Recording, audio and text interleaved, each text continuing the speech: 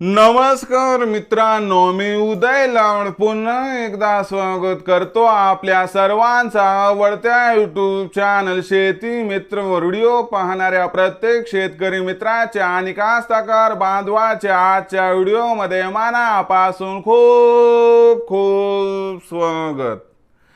मित्रांनो, thumbnail पाहितलं, title वाचलं होय मित्रांनो, सामान्य कापूस उत्पादक कास्तकार बांधवांचा सर्वात महत्त्वाचा सवाल की आता मे महिन्यात देशांतर्गत बाजारामध्ये 100% वाढणार कापसाचा बाजारभाव, पण किती? होय मित्रांनो, हा सध्याच्या कंडिशनचा सर्वात महत्त्वाचा सवाल आहे की अखेर मे महिन्यात आता देशांतर्गत बाजारामध्ये किती वाढणार कापसाचा बाजारभाव।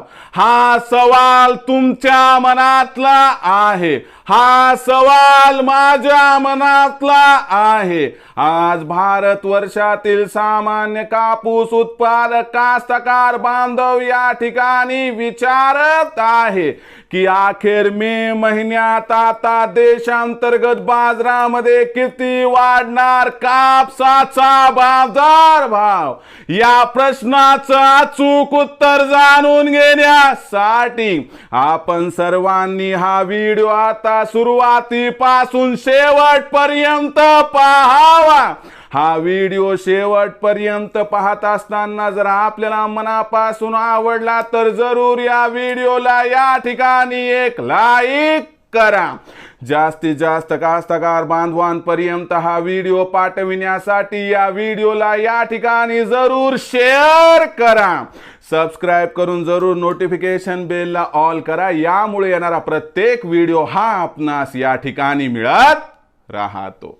तर बघा मित्रांनो, सामान्य कापूस उत्पादक कास्तकार बांधवांचा सर्वात महत्त्वाचा सवाल की अखेर मे महिन्यात आता देशांतर्गत बाजारामध्ये किती वाढणार कापसाचा बाजारभाव।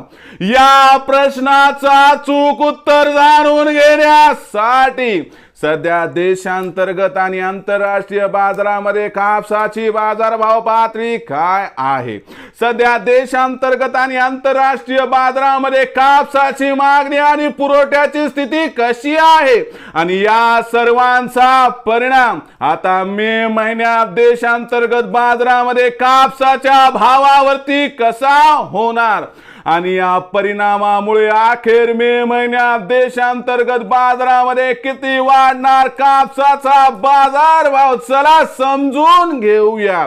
बघा मित्रांनो, सध्याच्या कंडिशनला बघितलं तर आंतरराष्ट्रीय बाजारामध्ये सध्या कापसाचा बाजारभाव आपल्याला दबावात दिसत आहे, पण हा दबाव जास्त काळ टिकणार नाही आणि मे महिन्यात जागतिक कापूस बाजारभाव सुधारून आपल्याला 95 सेंट्स पर्यंत येताना दिसणार आहे आणि याचा सकारात्मक परिणाम देशातील कापसाच्या भावावरती होणार।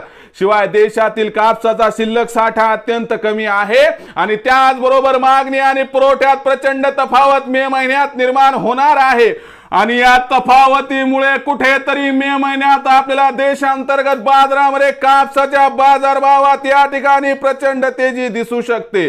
या तेजीमध्ये कापसाचा बाजारभाव सुरुवातीला 8,000 पार आणि जर सगळं काय ऑल इज वेल झालं तर 31 मे पर्यंत 8,500 पार सुद्धा जाऊ शकतो।